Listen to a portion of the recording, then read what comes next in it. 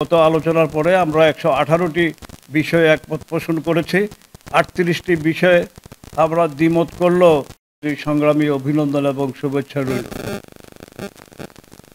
আমরা দীর্ঘ সংগ্রামের মধ্য দিয়ে জুলাই অভ্যুত্থানে যে বিজয় অর্জিত হয়েছে, আগস্ট বিপ্লবের পর ধারাবাহিকভাবে আমরা জাতীয় ঐক্যমত্য কমিশনের সাথে আলোচনা করেছি।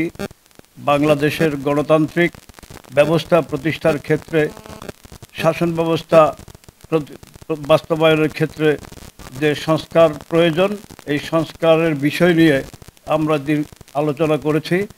গত আলোচনার পর আমরা 114টি বিষয়ে একমত পোষণ করেছিলাম। আজকের আলোচনার পর, তার পূর্বেই গত আলোচনার পরে আমরা 118টি বিষয়ে একমত পোষণ করেছি। 38টি বিষয়ে আমরা দ্বিমত করলেও আজকের এই আলোচনার মধ্য দিয়ে আমাদের মত পার্থক্য অনেকখানি নিরসন হয়েছে। আমাদের এই আজকের আলোচনা এবং বিভিন্ন বিষয়ের উপরে মঞ্জুর কাদের যুগ্ম সাধারণ সম্পাদক এবং সাংগঠনিক সম্পাদক সাকিব আনোয়ার কথা বলব। ঐকমত্য কমিশনের সাথে আমরা মোটামুটি 5টা বিষয়ের 5টা সংস্কার কমিশনের রিপোর্টগুলি নিয়ে আমরা ঐকমত্য কমিশনের সাথে বসেছি। গতবার আমাদের ছিল সাংবিধানিক সংস্কার এবং দুর্নীতি দমন কমিশন সংস্কার রিপোর্ট। আজকে আমাদের মূল আলোচ্য বিষয় ছিল স্থানীয় সরকার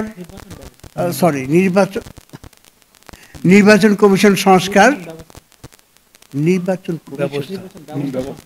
নির্বাচন ব্যবস্থা সংস্কার কমিশনের রিপোর্ট এবং বিচার বিভাগ আর জনপ্রশাসন, এই 3টা সাবজেক্টের উপর আমরা আজকে তাদের সাথে কথা বলেছি। মূলত নির্বাচন ব্যবস্থা সংস্কার কমিশনের যে রিপোর্ট, সেটা নিয়ে আমরা বেশি সময় আলাপ করেছি।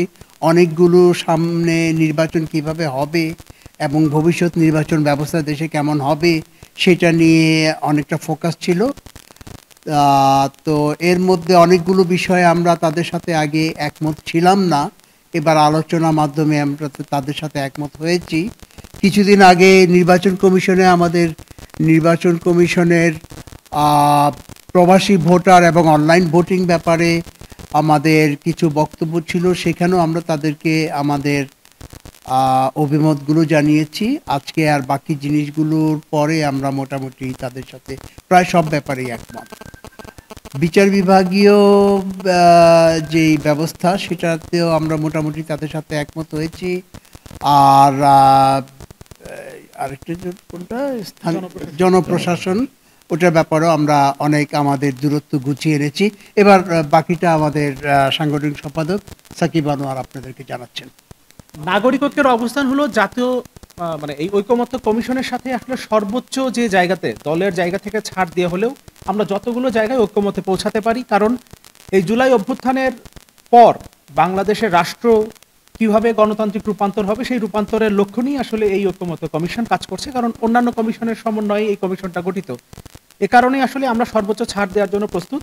আমরা এর আগে 8 এপ্রিল ঐকমত্য কমিশনের সাথে বসেছিলাম, তখন আমাদের সংবিধান সংস্কার কমিশনের বিষয় নিয়ে আলোচনা হয়েছিল এবং দুদক, তার মধ্যে সংবিধান সংস্কার কমিশনের বেশ কিছু বিষয়ের মধ্যে তাদের সাথে আলোচনার ভিত্তিতে পরবর্তীতে আমরা দলীয় ফোরামে আলোচনার মাধ্যমে, যেমন তখন আমরা